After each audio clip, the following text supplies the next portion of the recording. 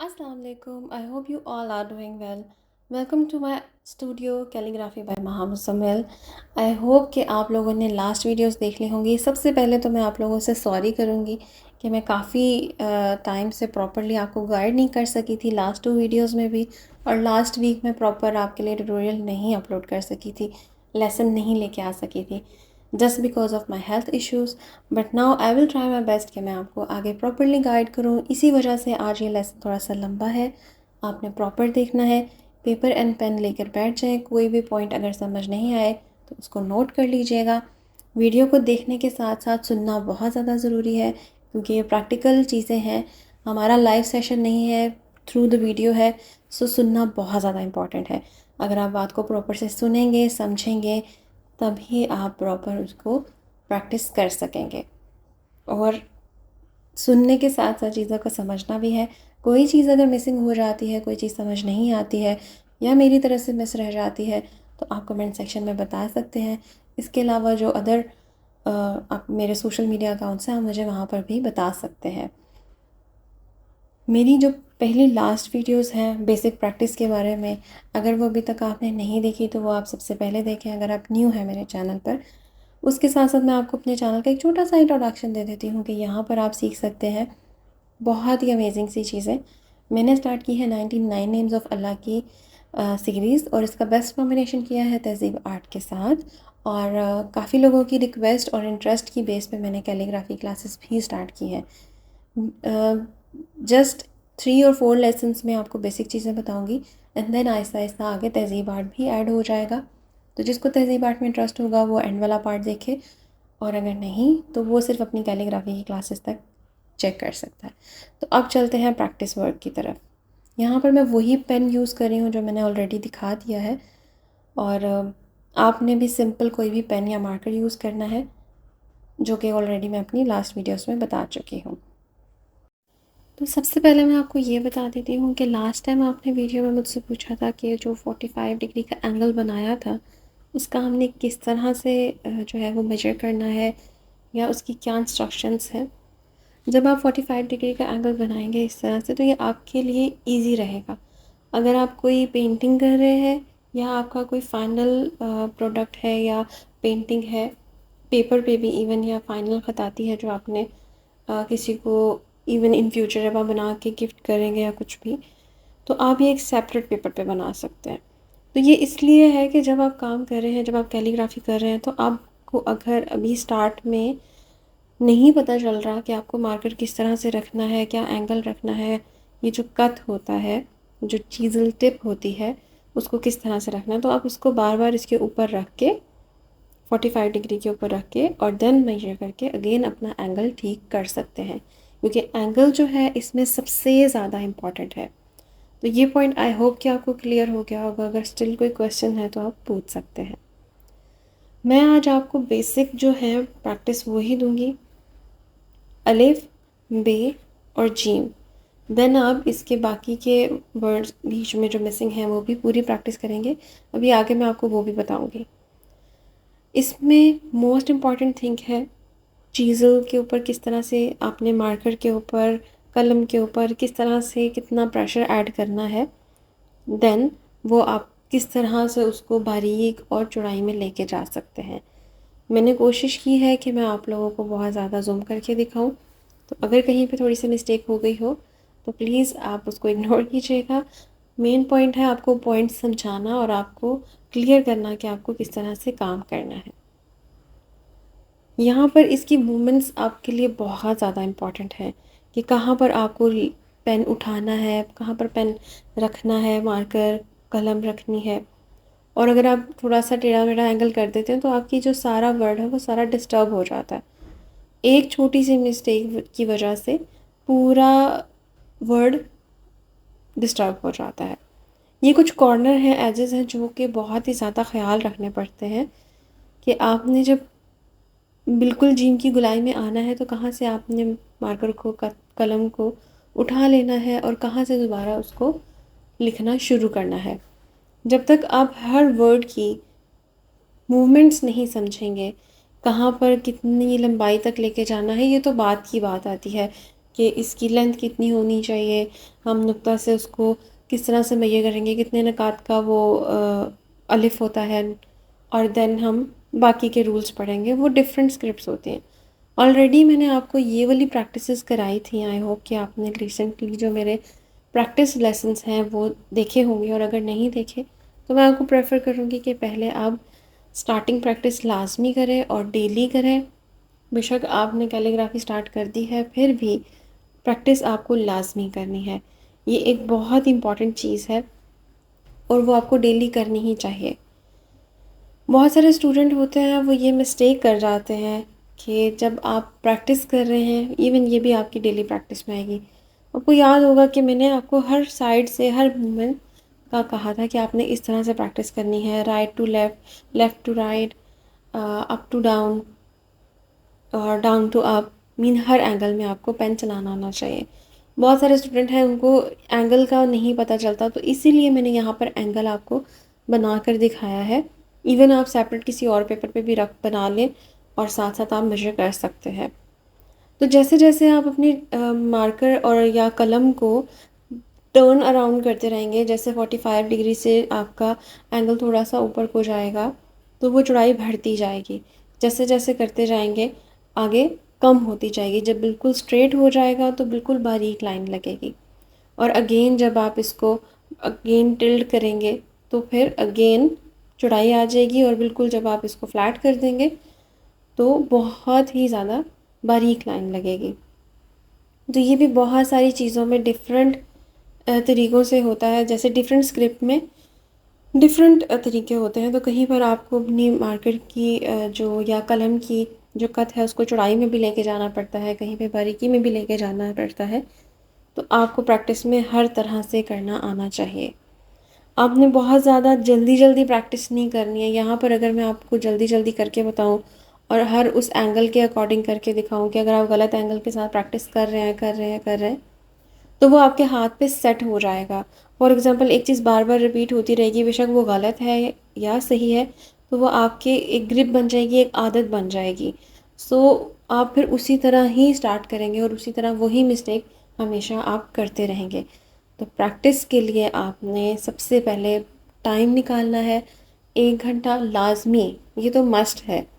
आप 2 पेजेस को इतना टाइम दें, आराम से पहले ऑब्ज़र्व करें, फिर हैंड मूवमेंट्स को चेक करें, एंड देन आप इसकी प्रैक्टिस करें। और प्रैक्टिस आपने बहुत ही आराम से, तसल्ली से, स्लोली करनी है, बहुत जल्दबाजी में नहीं करनी। आज का जो लेसन है वो इसलिए थोड़ा सा लेंथी है क्योंकि लास्ट 2 लेसन्स जो कैलीग्राफी से रिलेटेड थे वो थोड़ा जल्दी हो गए थे, और मेरी कुछ हेल्थ इश्यूज़ की वजह से मैं लास्ट फ्राइडे लेसन अपलोड नहीं कर सकी थी। तो इस बार मैंने सोचा कि आपको कम्प्लीटली गाइडलाइंस के साथ बताऊं। अभी सिर्फ सिंपल आपको अरबिक अल्फ़ाबेट्स लिखना सिखा रही हूँ, देन हम आहिस्ता आहिस्ता डिफरेंट स्क्रिप्ट्स की तरफ मूव करेंगे। आई नो ये थोड़ा सा स्लो प्रोसेस है, लेकिन मैं कोशिश करूँगी कि इसको हम थोड़ा सा वीक में 1 या 2 क्लासेस कर दें या 3 क्लासेस कर दें। अब ये आपको जैसे बताया था कि अगर आपको मूवमेंट्स का नहीं पता, आप ऑपोजिट साइड पर अगर उसको लिख रहे हैं, अगर मूवमेंट राइट साइड से आनी है, आप लेफ़्ट साइड से लिख रहे हैं, ऑपोजिट लिख रहे हैं, गलत लिख रहे हैं, तो आपका वर्ड भी गलत होगा, आपकी प्रैक्टिस भी गलत होगी। तो मूवमेंट्स को समझना बहुत ज़्यादा ज़रूरी है, जो कि मैं अभी आपको समझाऊँगी। आपने प्रैक्टिस करनी है अलिफ, अलिफ मद आ, बे और जिम। ये जो मद होती है 2 टाइप की होती है। अभी मैं सिर्फ सिंपल वाली बता रही हूँ। आहिस्ता आहिस्ता हम आगे, जैसा कि मैं अभी आपको पहले बता चुकी हूँ, कि जैसे जैसे डिफरेंट स्क्रिप्ट्स आती जाएंगी हम उसमें चीज़ों को ऐड करते जाएंगे कि कितने कद का अलिफ होता है, कितने कद की चौड़ाई होती है, बे की लंबाई होती है। ये सारी चीज़ें हम आहिस्ता आहिस्ता सीखेंगे, बट सबसे पहले हमें बेसिक लिखना आना चाहिए, देन बाकी चीज़ें और ईजी हो जाएंगी। ये बिल्कुल आपने आराम से इसकी बगैर किसी टेंशन के तसल्ली से प्रैक्टिस करनी है। लेसन को आपने जब साथ देख रहे हैं, कोशिश करें कि साथ ही आप पेपर पेन ले लें, लाइक पॉइंट्स लिखने के लिए, कैलीग्राफी के लिए। आप बाद में दोबारा से लेसन को प्ले करें, साथ साथ देखें, साथ साथ लिखें, और फिर उसके साथ अपना जो है वो कंपैरिजन करें। और कंपैरिजन में आपने बिल्कुल परेशान नहीं होना कि आपके फ़र्स्ट लाइन ही परफेक्ट नहीं हो सकती है, आपको भी काफ़ी सारी प्रैक्टिस करनी पड़ेगी और उसके बाद आपकी परफेक्शन इंशाल्लाह आ जाएगी। तो डिसअपॉइंट नहीं होना, डिमोटिवेट नहीं होना, आपने सिर्फ आराम से तसल्ली से काम करना है और प्रैक्टिस करनी है। प्रैक्टिस बहुत ज़्यादा इम्पॉर्टेंट है, इवन ड्राइंग में, इवन आप पेंटिंग में, किसी भी चीज़ में, सिर्फ इसी फील्ड में नहीं, किसी भी फील्ड में अगर आप करेंगे तो प्रैक्टिस बहुत ज़्यादा इम्पॉर्टेंट होती है।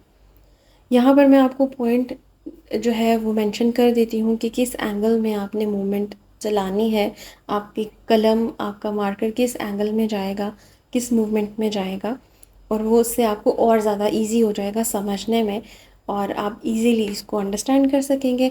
और देन आप इसी मूवमेंट में जब प्रैक्टिस करेंगे तो आपके लिए चीज़ें और ज़्यादा अच्छे से ईजी हो जाएंगी। तो फर्स्ट ऑफ ऑल जो पॉइंट 1 है, मीन आपने एक कट लगाना है, लाइक आपने लिखना, कैलीग्राफी करना शुरू करना है और देन जहाँ पे वो पॉइंट रुक रहा है आपने वहाँ तक लिख के छोड़ना है एंड देन आपने नेक्स्ट पॉइंट की तरफ मूव करना है। इसलिए मैंने 1 2 3 करके लिख दिया है कि 1 पॉइंट है, सेकंड पॉइंट है, थर्ड पॉइंट है। और जीम की ये गुलाई का आपने बहुत ज़्यादा ख्याल रखना है, वो मैं अभी आपको थोड़ा सा आगे एक्सप्लेन करूँगी ताकि आप लोगों को अच्छे से समझ आए कि कहाँ पर आपने अपनी कलम या मार्कर को उठाना है और कहाँ पर आपने प्रेशर देना है और कहाँ पर आपने कम प्रेशर देना है, ताकि आपके एजेस जो हैं बारीक आएँ और आप अच्छे से कैलीग्राफी कर सकें। मैं बार बार इसलिए लिख के आपको दिखा रही हूँ क्योंकि सम टाइम, जैसे मैंने स्टार्ट में भी बताया था, कि मेरा कैमरा की तरफ भी ध्यान होता है, ट्राइपॉड का भी, हर चीज़ को देखना होता है। तो मुझे ये होता है कि कहीं कोई मिस्टेक ना हो गई हो और आप उसी को अगर फॉलो करते रहें, तो मैं इसलिए बार बार आपको लिख लिख के समझाती रहती हूँ। तो आपने भी इसी तरह ही आराम से देख के, प्रॉपरली समझ के प्रैक्टिस करनी है। ये आपने एंगल इसलिए आपके लिए हेल्पफुल रहेगा कि सम टाइम आप लिखते जाएंगे क्योंकि अभी आप बिगनर हैं, तो आपका मार्कर या कलम डिफरेंट एंगल में भी हो सकता है। तो आपने जब साइड पे एंगल बनाया होगा, इवन अगर डिफरेंट पेपर पे भी बनाया होगा, तो आप इजीली मेजर करके अपना एंगल दोबारा से सही कर सकते हैं। गुलाई प्रॉपर होनी चाहिए, इसका आपको बहुत ज़्यादा ध्यान रखना है क्योंकि जब आप वर्ड्स को समझेंगे कि इसमें कितनी गुलाई आ रही है, देखिए आपने देखा होगा कि जो जीम है उसका जो लोअर पार्ट है वो लाइन से नीचे है, वे लाइंस के जो दोनों का मिड बन रहा है वहाँ से स्टार्ट हो रहा है। अलिफ ऊपर से लेके स्टार्ट से जो लाइन है और नीचे एंड पॉइंट तक प्रॉपर लिखा गया है, लेकिन अलिफ जब मद के साथ लिखा है तो उसके ऊपर ताज नहीं बनाया। तो ये अलिफ का ताज होता है और जब मद के साथ लिखते हैं तो अलिफ का ताज नहीं होता क्योंकि वो मद ऊपर आ जाती है। सिंपल जो चीज़ें हैं अभी आपने सिर्फ वो ही अंडरस्टैंड करनी है, ज़्यादा कॉम्प्लिकेट नहीं कीजिएगा स्टार्ट में, वरना आप लोगों के लिए मुश्किल हो जाएगी। और अगर आप इसको ज़्यादा इस तरह की कॉम्प्लिकेशंस में जाएंगे तो स्टार्ट में ही काफ़ी सारी मिक्स हो जाएंगी चीज़ें, तो आपके लिए समझना भी थोड़ा सा मुश्किल हो जाएगा। मे बी आप बहुत अंडरस्टैंडिंग हो, आपको ऑलरेडी चीज़ों का पता हो, लेकिन काफ़ी सारे मेरे ऐसे स्टूडेंट हैं जिनको अभी बिल्कुल बिगनर लेवल पर काम करना है। तो ये बहुत उसी इनिशियल स्टेज के ऊपर उसके अकॉर्डिंग मैंने प्लान किया है और उसी तरह से मैं इसको गाइड कर रही हूँ। तो अब मैं आपको बता देती हूँ कि आपने प्रैक्टिस करनी है किस तरह से। आपने जब स्टार्ट करना है अलिफ को, तो बिल्कुल कॉर्नर से कलम के, मार्कर के लाइट प्रेशर के साथ करना है। ऊपर से भी बारीक होगा, नीचे से भी बारीक होगा, मिडल पॉइंट जो है वो थोड़ा थिक होता है। उसके बाद आपने अलिफ की ही सिर्फ प्रैक्टिस करनी है और देन आपने मद की प्रैक्टिस करनी है, ताकि आपको शायद अभी लास्ट जो आपने अगर वीडियोस में प्रैक्टिस की है तो आपको ये सारी प्रैक्टिसेस ऑलरेडी मैं करा चुकी हूँ। तो इसलिए मैं कह रही थी बार बार आप अपना प्रैक्टिस वर्क करें और उसको सबमिट कराएं, मुझे चेक कराएं, ताकि अगर कोई मिस्टेक है तो मैं आपको प्रॉपरली गाइड कर सकूँ। तो मद की भी एक छोटी मद होती है, एक बड़ी मद होती है, तो हम प्रॉपर इसको आगे भी जब स्क्रिप्ट्स में जाएंगे तो मैं उसमें गाइड करूँगी। अभी सिर्फ आपने प्रैक्टिस ये करनी है कि आपका जो स्टार्टिंग पॉइंट है वो बिल्कुल बारीक होगा और आगे आहिस्ता आहिस्ता ग्रेजुअली जो है वो उसमें थिकनेस आ जाएगी, लेकिन जब उसका पॉइंट आता है वहाँ पर आपने अपना कलम या मार्कर उठा लेना है एंड देन अगला पॉइंट, वो नेक्स्ट जो कट है वो लगेगा। उसके बाद आपने प्रैक्टिस करनी है बे के लिए। इसको अलिफ अलिफ मदा बा ता सा इस तरह भी पढ़ा जाता है। तो अभी हम प्रोनाउंसिएशन नहीं सीख रहे, हम सिर्फ लिखना सीख रहे हैं, ठीक है। तो अगर कोई मिस्टेक हो भी जाए तो प्लीज़ उसको इग्नोर कीजिएगा। ये ऑलरेडी मैंने आपको प्रैक्टिस करा दी थी, तो ये इसीलिए ये यहाँ पर यूटिलाइज़ होगी। और आपको पता है कि ये कुछ स्टार्टिंग वर्ड्स हैं जो कि बार बार यूज़ होते हैं, तो इसलिए इनकी प्रैक्टिस आपने बहुत अच्छे से करनी है। बिल्कुल स्टार्टिंग पॉइंट पे एक छोटा सा आपने स्टार्ट करना है, जब लेना है तो बिल्कुल छोटा सा एक कट लगाना है। देन आपने उसी को लंबाई में लेके जाके अपनी हैंड मूवमेंट से एंड पे कर्व कर देना है। लेकिन जब एज आएगा तो आपका जो कॉर्नर है वो बारीक होना चाहिए। वो ऑटोमेटिकली तभी बारीक होगा जब आपको आपकी मूवमेंट्स समझ में आ जाएंगी। जैसे कि ऊपर मैंने आप लोगों को पहले से बता दिया है, जब आप दूसरी मूवमेंट लेंगे तो वो ऑटोमेटिकली जब मूव करेगा तो एंड तक जाते जाते आपने कलम को और मार्कर को उठा लेना है ताकि उसका एंड पॉइंट बारीक बने। तो ये प्रेशर, जैसे आपको चौड़ाई चाहिए आप प्रेशर ज़्यादा देंगे कलम पे या मार्कर पे, जहाँ पर आपको कम बारीक चाहिए वहाँ पर आप उसको प्रेशर कम देंगे। तो इस तरह से आप जब प्रैक्टिस करेंगे अलिफ बा ता सा, ये साथ साथ आप, अभी पहले मैं आपको सिर्फ बता रही हूँ कि बेसिकली आपको प्रैक्टिस करनी किस चीज़ की है। देन मैं आपको एंड पे ये भी बता दूँगी कि आपने किस तरह से प्रैक्टिस करनी है। जीम के लिए जब आपने स्टार्ट करना है, फर्स्ट मूवमेंट ये है एंड सेकंड जब आप करेंगे तो यहाँ पर उसके मिड में आकर आपने कलम को उठा लेना है, मार्कर को उठा लेना है, रोक देना है। देन उसका अदर पार्ट जो है आपने गोलाई में लेके जाना है और एंड तक जाते जाते वही जब आप प्रेशर कम करेंगे तो अपने आप ये कॉर्नर बन जाएगा। स्टार्ट में नहीं बनता, आई कैन अंडरस्टैंड, लेकिन जब आप प्रैक्टिस करेंगे तो इंशाल्लाह हो जाएगा। इसी तरह से आप इसके आगे भी जीम है है ये सब चीज़ें इजीली लिख सकते हैं। और ये भी आपको पता है कि बहुत ज़्यादा इवन सारे ही अल्फ़ाबेट अराबिक के जो हैं वो इक्वली ही यूज़ होते हैं जब आप कैलीग्राफी प्रॉपर करते हैं। तो ये चीज़ आपने बहुत ज़्यादा ख्याल रखनी है। ऐसा नहीं है कि ये जो गुलाई है ये आपकी इस स्टार्टिंग पॉइंट से बहुत आगे चली जाए और आपका जो मिडल पॉइंट है वो पीछे रह जाए। तो ये इस तरह से एक प्रॉपर एंगल बनता है 90 का, लाइक स्ट्रेट लाइन इधर से भी और स्ट्रेट लाइन नीचे से भी। तो ये एक जीम को मेजर करने का प्रॉपर राइट वे है कि आप किस तरह से, आपको पता चलेगा कि आपने ये ठीक लिखा है या नहीं। क्योंकि स्टार्टिंग जो पॉइंट है वो ऊपर वाली लाइन से है, लाइन के बिल्कुल साथ है। मैंने नैरो लाइन ही यूज़ किया है, आप कोई और भी यूज़ कर सकते हैं अगर आप उर्दू का कर रहे हैं, लेकिन आपने लाइन का हिसाब रखना है। और देन आपका जब ये जो कॉर्नर है, ये चीज़ टिप उसकी समझ आनी चाहिए, लाइक जो एज है वो पता चलना चाहिए कि ये आर्च में, चीज़ल में, लाइक जो इसका कॉर्नर है वो कट का समझ आना चाहिए। क्योंकि ये जो एक लाइन लगती है ना छोटी सी, जब आप कलम का जो आगे वो होता है इसको कट कहते हैं, तो वो आपका पता चलना चाहिए कि वो किस एंगल में था। और ये आपको दिख रहा होगा कि 45 एंगल में था, तो इट्स मीन कि आपने सही से जीम लिखा है। और ये मेजर करने का तरीका भी मैंने आपको बता दिया।